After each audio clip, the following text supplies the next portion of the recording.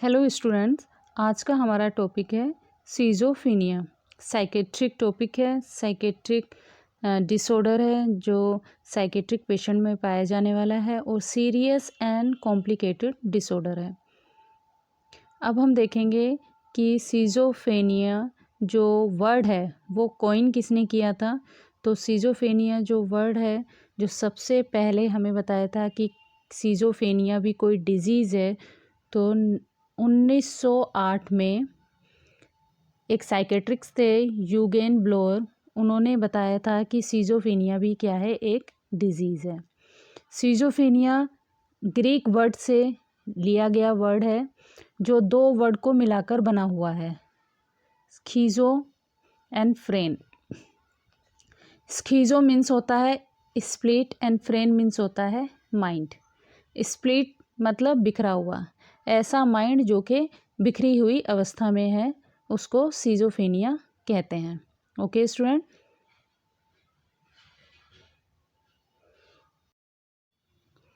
Schizophrenia is a chronic and severe mental disorder. Schizophrenia क्या है, एक chronic and severe mental disorder है। एकदम से नहीं होता है, एकदम से इसकी प्रॉब्लम स्टार्ट नहीं होती है, बल्कि लंबे टाइम तक, सालों तक इसकी कंडीशन डेवलप होती है। पेशेंट के अंदर कुछ कुछ सिम्टम्स शुरू के दिनों में दिखाई देते हैं, उसके बाद ये सीवियर प्रॉब्लम लेकर सामने आता है।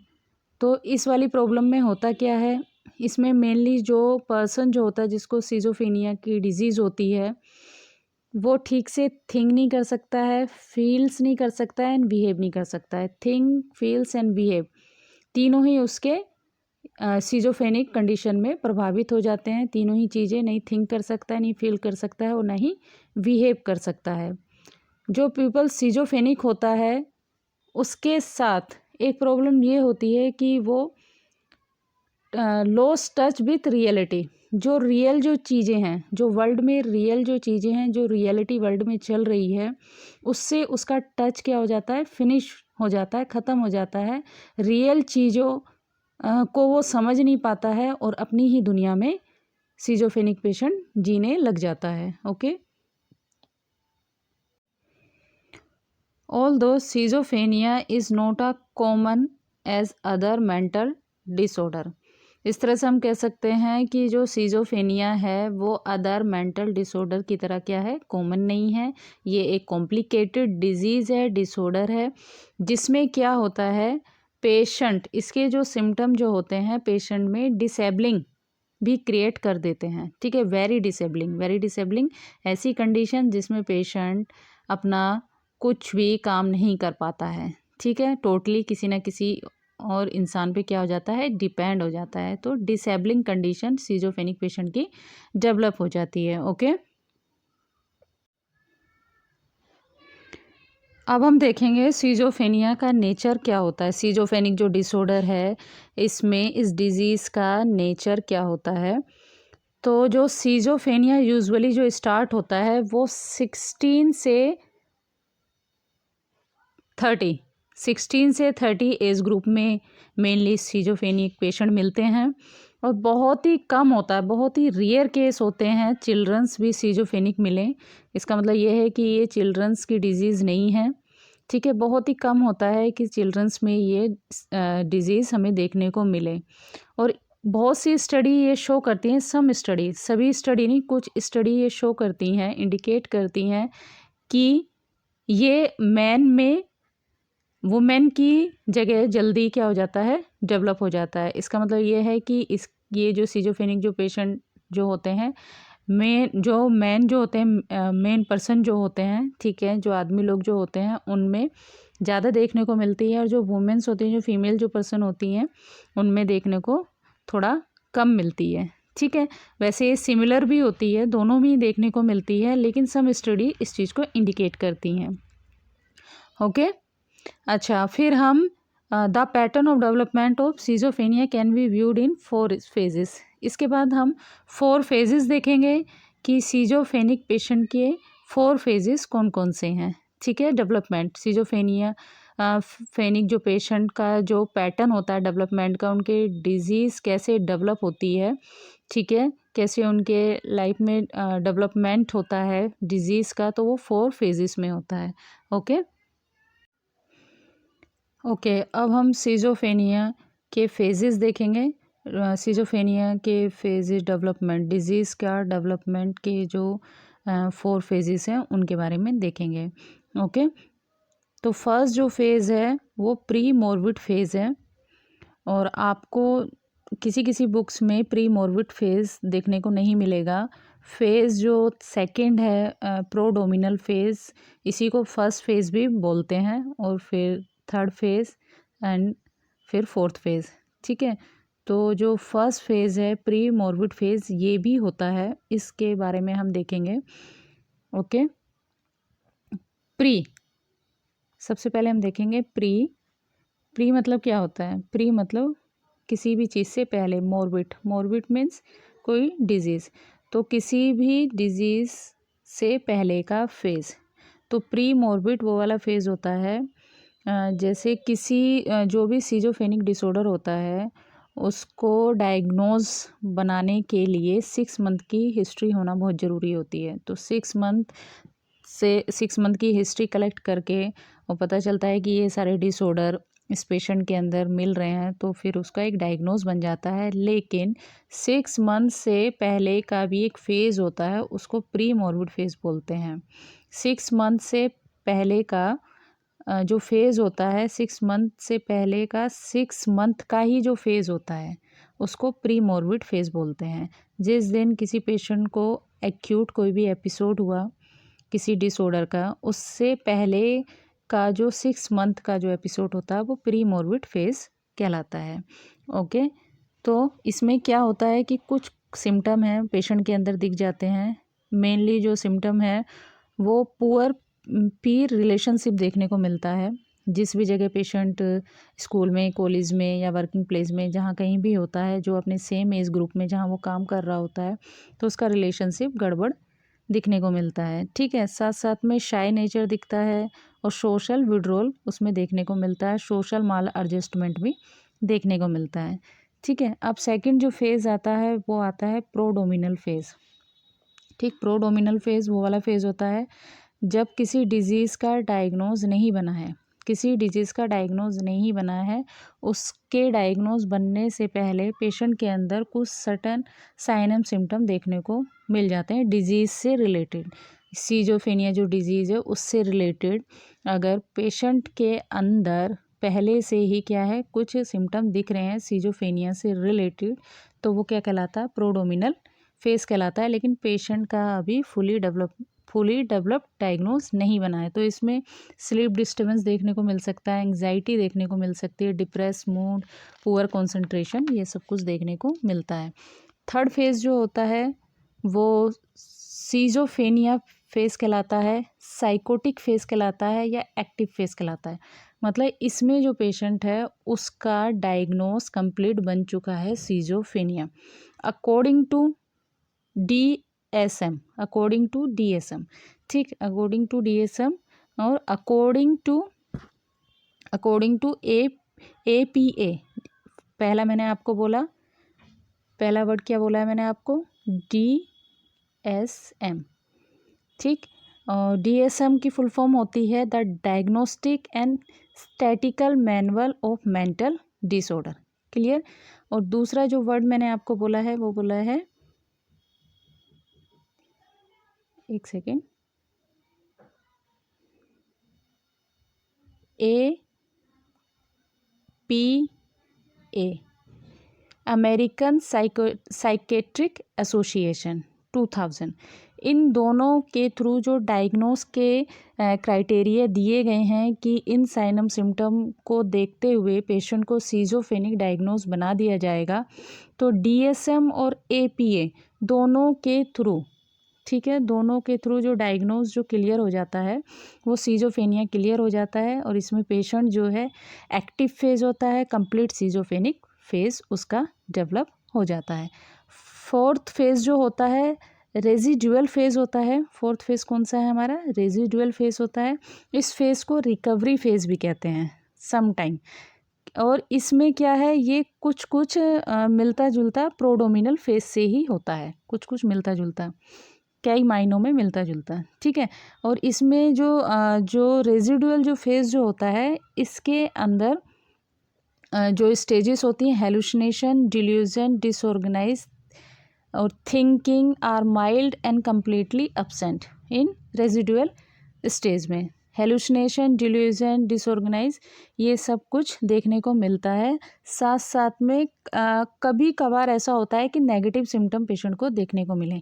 अभी मैं आपको नेक्स्ट स्लाइड में सिजोफ्रेनिया के पॉजिटिव एंड नेगेटिव दोनों ही सिम्टम को अच्छी तरह से बताऊंगी कि पॉजिटिव सिम्टम कौन से होते हैं, नेगेटिव सिम्टम कौन से होते हैं। तो आप ये ध्यान रखिए कि रेजिडुअल जो फेज़ जो होता है उसके अंदर सारे पॉजिटिव सिम्टम देखने को मिलते हैं, नेगेटिव सिम्टम कभी कभी देखने को मिलते हैं। ओके, अब हम सिजोफ्रेनिया डिजीज़ के सिम्टम देखेंगे, positive and negative symptom. Positive and negative symptom दोनों ही सिजोफ्रेनिक पेशेंट के अंदर मिलते हैं। ओके, सबसे पहले हम देखेंगे पेशेंट के positive symptom. Positive symptom, okay, positive symptom में पेशेंट को हेलुसिनेशन देखने को मिलता है। हेलुसिनेशन, ठीक है, हेलुसिनेशन आपको पता है क्या होता है, ठीक है। इसमें परसेप्शन डिसऑर्डर हो जाता है और जो पेशेंट जो है जो चीज़ है ही नहीं उसको परसीव करने लग जाता है, ठीक है। इसके भी पूरे 5 पॉइंट्स होते हैं जो मैं अपनी प्रीवियस जो प्रीवियस जो वीडियो है उसमें हेलुसिनेशन और इल्यूजन दोनों को अच्छे से बता चुकी हूँ। इसके बाद आता है डिल्यूजन।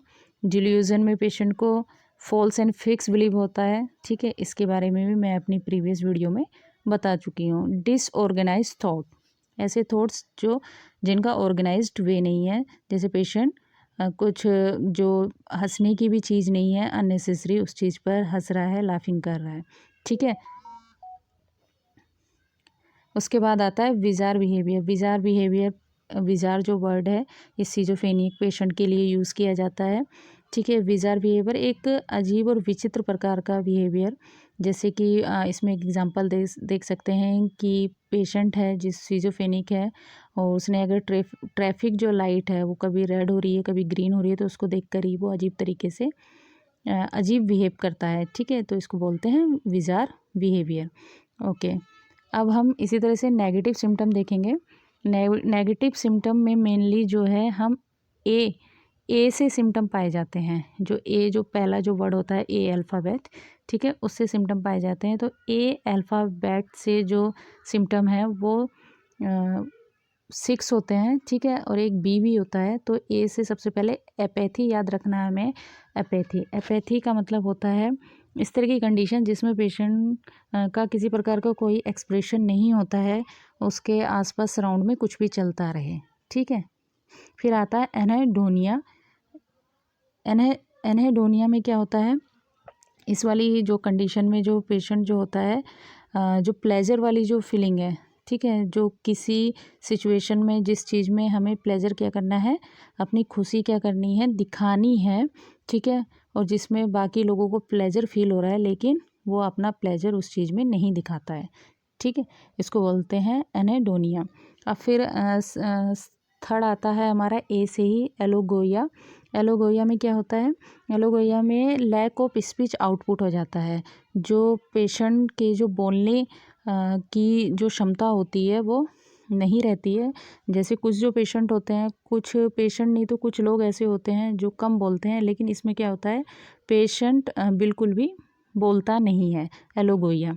अब आता है एवोल्यूशन। एवोल्यूशन में क्या होता है, इसमें पेशेंट जो होता है किसी भी काम को करना नहीं चाहता है। हर चीज़ में कोई भी काम है, किसी भी तरह का काम है, ठीक है, उसको वो करना नहीं चाहेगा। जैसे कि उसको मार्केट जाने के लिए कहेंगे तो उसको ऐसे लगेगा जैसे कि उसको एवरेस्ट की चोटी पे चढ़ने के लिए बोल दिया है। मतलब हर काम उसको कठिन लगता है, वो किसी भी काम को करना चाहता नहीं है।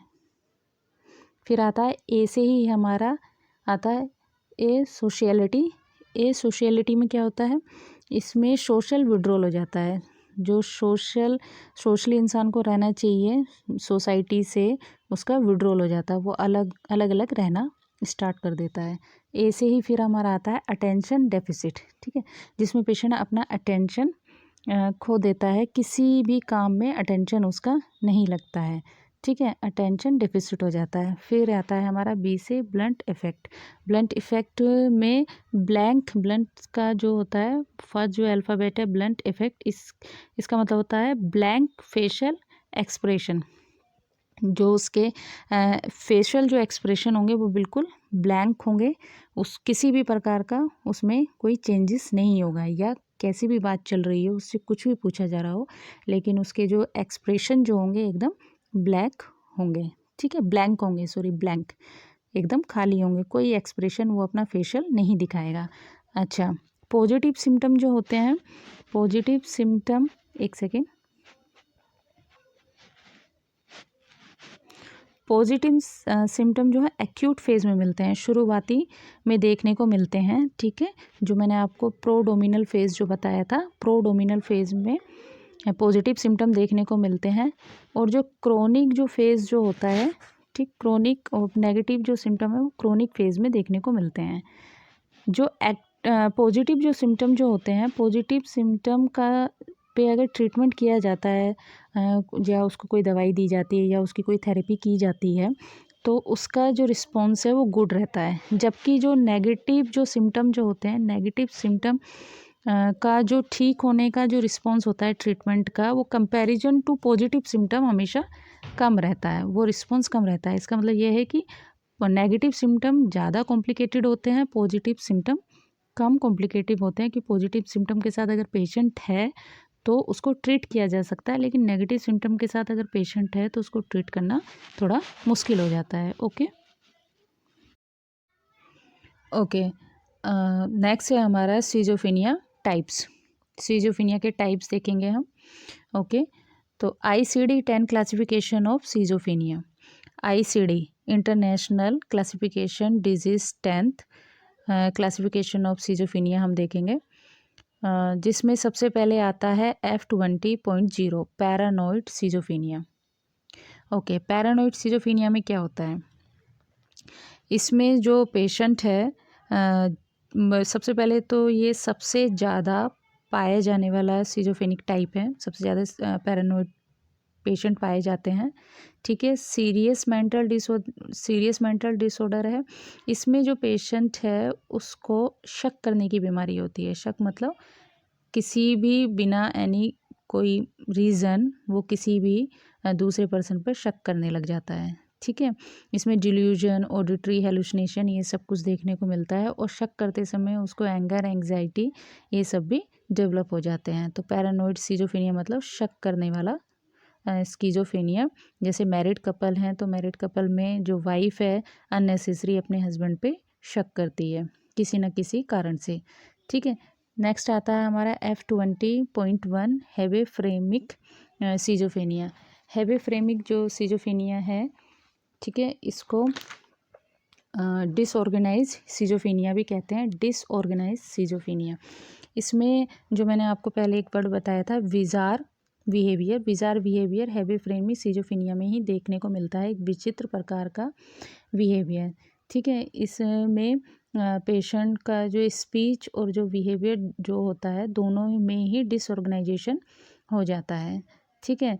जो मैंने आपको एग्जांपल दिया था कि पेशेंट जो है ट्रैफिक की लाइट को देख रहा है और अननेसेसरी ट्रैफिक की लाइट अगर ग्रीन हो रही है या रेड हो रही है तो उसको देखकर अननेसेसरी वो हंस रहा है, तो डिसऑर्गेनाइज सिजोफेनिया या हेबेफ्रेमिक सिजोफेनिया। ओके, थर्ड जो टाइप जो हमारा होता है वो F20.2 होता है, जिसको कैटाटोनिक सिजोफेनिया बोलते हैं। Catatonic type schizophrenia is characterised by disturbances of movement में जब डिस्टर्बेंसेस होता है तो कैटाटोनिक सिजोफेनिया कहते हैं। इसमें पेशेंट जो होता है वो किसी भी पोजीशन में हाथ एक ऊपर नीचे कर लेगा या पैर को उठा लेगा और काफ़ी लंबे टाइम तक खड़ा रहेगा, ठीक है, उसी पोजीशन को मेंटेन करके रखेगा या कि बार बार एक ही शब्द को या बार बार एक ही मूवमेंट को करता रहेगा, ठीक है, बार बार एक ही शब्द को दोहराता रहेगा। कैटाटोनिक सिजोफेनिया मतलब मूवमेंट डिसऑर्डर। ओके, नेक्स्ट आता है हमारा, एक सेकेंड, नेक्स्ट आता है हमारा F20.3 अनडिफरेंशिएट सीजोफेनिया। अनडिफरेंशिएट सीजोफेनिया मतलब इस तरह का सीजोफेनिया जिसको हम डिफरेंशिएट नहीं कर पा रहे हैं कि ये कौन सा टाइप है। इसमें 2-3 टाइप एक साथ पेशेंट को दिख जाते हैं, जैसे पैरानोइड, हिबेफ्रेमिक, कैटाटोनिक, तो 2-3 टाइप एक साथ एक ही पेशेंट के अंदर दिख जाते हैं, तो अनडिफरेंशिएट सीजोफेनिया। नेक्स्ट आता है हमारा F20.4 post schizophrenic depression. Post schizophrenic depression मतलब इस तरह की कंडीशन जिसमें पेशेंट को सीजोफेनिक रह चुका है, ठीक है, सीजोफेनिया से वो उसका ट्रीटमेंट होके वो ठीक हो चुका है, ठीक है, लेकिन उसमें डिप्रेशन डेवलप हो गई है, ठीक है, तो पोस्ट सीजोफेनिक डिप्रेशन। और जो पोस्ट सीजोफेनिक जो डिप्रेशन जो होता है, ठीक है, इसमें पेशेंट जो है सुसाइड रिस्क केस बहुत ज़्यादा मिलते हैं, हाई सुसाइड रिस्क केस जो है पोस्ट सीजोफेनिक डिप्रेशन में मिलते हैं, ठीक है, तो सीजोफेनिया के बाद जो डिप्रेशन जो डेवलप हो जाती है उसमें पेशेंट सुसाइड ज़्यादा कर लेता है, ठीक है। नेक्स्ट आता है हमारा टाइप F20.5 रेजिडुअल सीजोफेनिया। रेसिडुअल जो अभी हमने फेज भी देखा था, इसका मतलब होता है कि किसी भी बीमारी के बाद, ठीक है, जो बचा बीमारी के बाद का सीन क्या है, ठीक है, किसी भी चीज़ के बाद का बची हुई चीज़, ठीक, तो रेसिडुअल सीजोफेनिया में पेशेंट के कुछ सिम्टम हैं जो अर्ली टाइम में दिखाई देते हैं, जैसे प्रोडोमिनल फेज में कुछ सिम्टम दिखाई दिए थे पेशेंट को, पॉजिटिव जो सिम्टम दिखाई दिए हैं, जैसे हेलुसिनेशन दिखाई दिया है, डिल्यूजन दिखाई दिया है, तो ये सब रेसिडुअल सीजोफेनिया में भी दिखता है। ये रिकवरी फेज़ भी होता है, ठीक है, इसमें कभी कभार होता है कि नेगेटिव सिम्टम पेशेंट को दिखने को मिले। नेक्स्ट आता है आपका F20.6 सिंपल सीजोफेनिया। ये बहुत ही रेयर डिजीज़ है, 1-2 केसेस के USA वगैरह में देखने को मिले हैं सिंपल सीजोफेनिया, ठीक है, इसमें भी सोशल विड्रॉ, एपेथी, ये सब देखने को मिलता है, और साथ साथ में नेगेटिव सिम्टम इसमें देखने को मिलते हैं, और पॉजिटिव सिम्टम इसमें हमेशा अब्सेंट रहते हैं। सिंपल सीजोफेनिया में पॉजिटिव सिम्टम नहीं रहेंगे, इसका मतलब सिंपल सीजोफेनिया भी कॉम्प्लिकेटेड है, इसमें नेगेटिव सिम्टम है, और जब नेगेटिव सिम्टम जिस भी डिसऑर्डर में होते हैं उनको ट्रीट करना मुश्किल होता है। नेक्स्ट हमारा आता है F20.8 other types of schizophrenia. इन टाइप्स के अलावा और भी कुछ टाइप्स होते हैं सीजोफेनिया के बारे में, अगर उन सबको हम डिस्कस करेंगे तो वीडियो बहुत लंबी हो जाएगी, तो अदर टाइप ऑफ सीजोफेनिया। नेक्स्ट है आपका F20.9 सीजोफ्रेनिया अनस्पेसिफाइड। सीजोफेनिया अनस्पेसिफाइड मतलब इस तरह का सीजोफेनिया जिसका हम पता ही नहीं लगा पा रहे हैं कि ये टाइप कौन सा है, ठीक है। अब इसको अनडिफरेंशिएट जो सीजोफेनिया है उससे हम कंपेयर नहीं कर सकते, क्योंकि अनडिफरेंशिएट सीजोफेनिया में या तो पैरानोइड, हिबेफ्रेमिक और कैटाटोनिक तीनों के जो सिम्टम है पेशेंट के अंदर दिख जाते हैं, लेकिन अनस्पेसिफाइड जो सीजोफेनिया जो पेशेंट होते हैं उसके अंदर पता ही नहीं चल पाता है कि कौन सा टाइप है, तो इस वाले टाइप को इसलिए अनस्पेसिफाइड सीजोफेनिया बोला गया है। ओके, आई होप आपको ये सारे टाइप्स और कंप्लीट सीजोफेनिया के बारे में पता चल गया होगा, ठीक है। अगर आपको अभी भी कोई कन्फ्यूज़न है और इससे रिलेटेड सीजोफेनिया से रिलेटेड अगर आपको कुछ पूछना है तो आप मुझे कमेंट बॉक्स में बता सकते हो, ताकि नेक्स्ट वीडियो में मैं सीजोफेनिया से रिलेटेड जो भी कन्फ्यूज़न है उसके बारे में डिस्कस कर सकूं। आई होप आपको ये वीडियो अच्छा लगा होगा। अगर अच्छा लगा है तो इसको लाइक, सब्सक्राइब एंड शेयर करना बिल्कुल मत भूलिए। Thanks for watching.